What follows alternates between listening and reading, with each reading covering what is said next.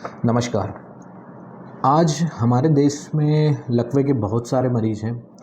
हर साल बहुत से ऐसे नए मरीज और होते हैं जिन्हें लकवा लग जाता है। तो आज के इस वीडियो में हम यही बात करेंगे कि कैसे आप अपने आप को और अपने प्रियजनों को लकवा आने से बचा सकते हैं।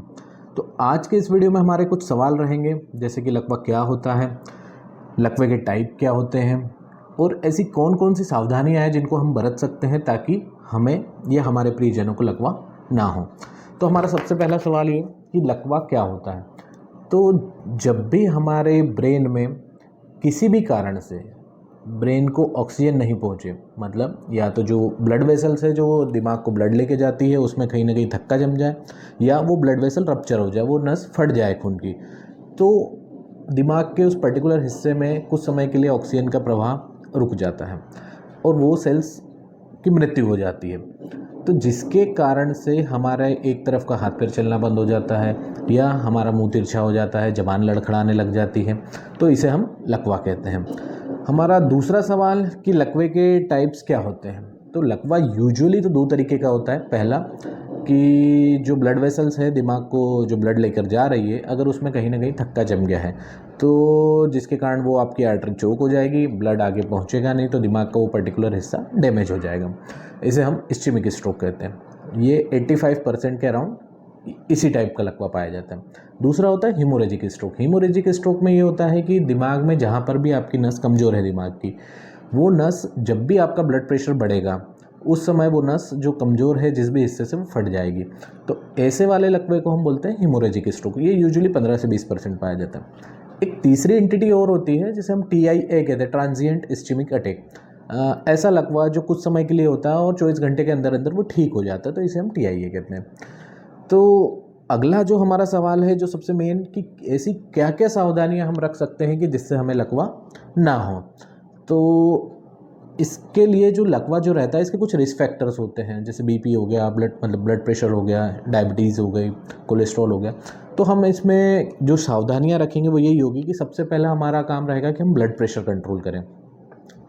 बहुत से मरीज ऐसे होते हैं कि जिनका ब्लड प्रेशर थोड़ा बहुत बढ़ता है, वो यूजुअली कोई मेडिसिन नहीं लेते हैं। BP हाँ ठीक है, 160 हो गया, 170 हो गया, वो ये सोचते हैं कि डॉक्टर साहब हमें तकलीफ़ तो कुछ नहीं हो रही है, तो फिर हम BP की गोली क्यों खाएं, हमारा तो BP हमेशा ही इतना रहता है। तो मेरा उनसे यही कहना रहता है कि अभी दिक्कत नहीं हो रही, पर जिस दिन दिक्कत होगी उस दिन फिर संभलने का मौका नहीं मिलेगा।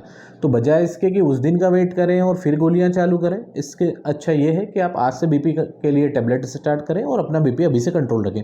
तो जो सबसे मेन चीज़ है वो है आपका ब्लड प्रेशर। ब्लड प्रेशर को कंट्रोल रखें।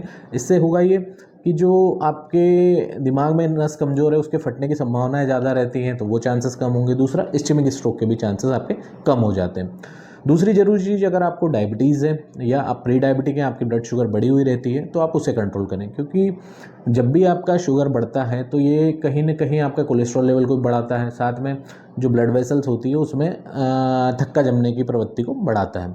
तीसरी जो सबसे मेन जरूरी चीज़ है वो होती है कोलेस्ट्रॉल। आपका जो लिपिड प्रोफाइल है, आपका कोलेस्ट्रॉल बढ़ रहा है, आपका 300 चल रहा है, 400 चल रहा है, आप उस पर ध्यान नहीं दे रहे हैं, तो ये क्या होगा कि जितनी भी रक्तवाहिनियाँ हैं जो दिमाग में ब्लड लेकर जा रही है, दिल में भी इवन ब्लड लेके जो जाती हैं, उसमें ये अंदर ही अंदर जमना चालू हो जाता है। ये जैसे जैसे आपकी, मान लो सपोज ये आर्टरी की ल्यूमेन है, इसमें अंदर ही अंदर कहीं ना कहीं वो जमना स्टार्ट हो रहा है, तो वो धीरे धीरे चोक होती जाएगी। जैसे जैसे वो चोक होगी, दिमाग के उस पर्टिकुलर हिस्से में ब्लड सप्लाई धीरे धीरे कम होगा। यही सबसे मेन रिस्क फैक्टर होता है कि ये जम रहा है, ऊपर से आप डायबिटिक है, हाइपरटेंसिव है, तो फिर आपको लकवा आने की संभावना बढ़ जाती है। चौथी ज़रूरी चीज़ कि बहुत से पेशेंट कार्डियक पेशेंट होते हैं, है ना, उनके वॉल्व में कोई दिक्कत है या उनको पहले कभी अटैक आया, उनके दिल का साइज़ बड़ा हो गया है, तो उनमें कहीं ना कहीं ब्लड के थक्के जमे हुए रहते हैं, या दिल की धड़कन गड़बड़ होती है तो ब्लड के थक्के जम जाते हैं दिल में।